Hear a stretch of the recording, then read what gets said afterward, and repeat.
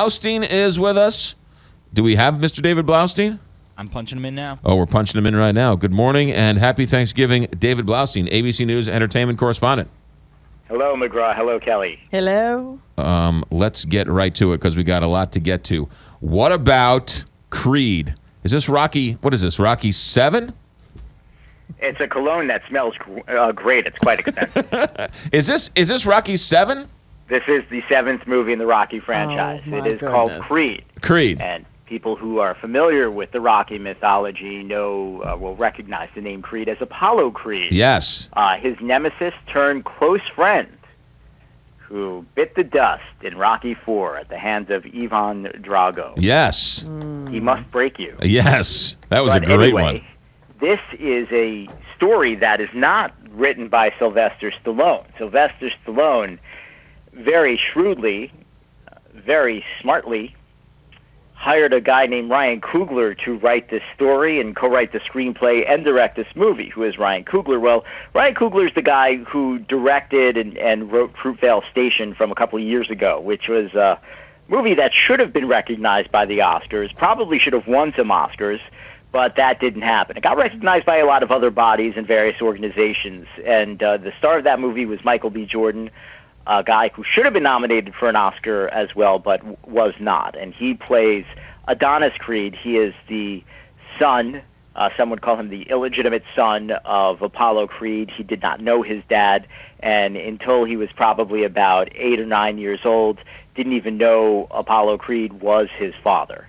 And I'll just stop it right there and tell you that he grows up and could do anything that he wants, and he has a nice job at some sort of financial institution, and but he's been boxing in Mexico, like doing illegal prize fighting, and he's very good at it, and decides he wants to be a professional boxer.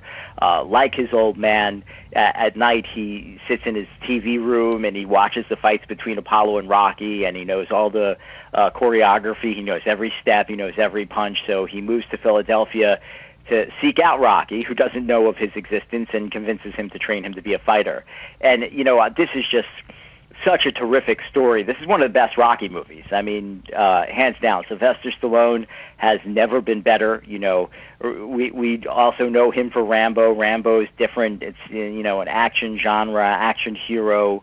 But Rocky is really Sylvester Stallone's heart and soul, and he's so incredibly connected to that character. And, outside of the first two movies, I don't think he's been as connected to that character as he is here. And it's really a beautiful thing. I love this movie. I'm giving it 4.5 out of 5 stars. I think it could also it could be in the conversation for award season as well. I think we could see that happen. Last night, Sly was on Colbert and said that Ken Norton was supposed to play Apollo Creed and backed out like a day before shooting started. That's really amazing, and who knows how the movies would have been received? If it was the other way around. And Ken Norton's son, Ken Norton Jr., was quite a football player. and then this no-name actor named Carl Weathers came in, and they were like, "All right, you're good enough. We're shooting starts, so you've got it." And the world changed. So it was an interesting story. All right, good. Creed is good. We're short on time. Which other one do you want to talk about? I just want to say, Happy Gilmore probably would have been a completely different movie as well. Ladies and gentlemen, that is the expert analysis of David Blaustein, ABC News entertainment correspondent. All right, David, we'll leave it there. Happy Thanksgiving. We'll talk to you next week.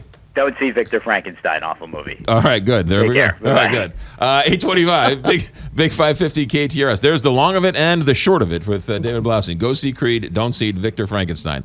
Low T Institute.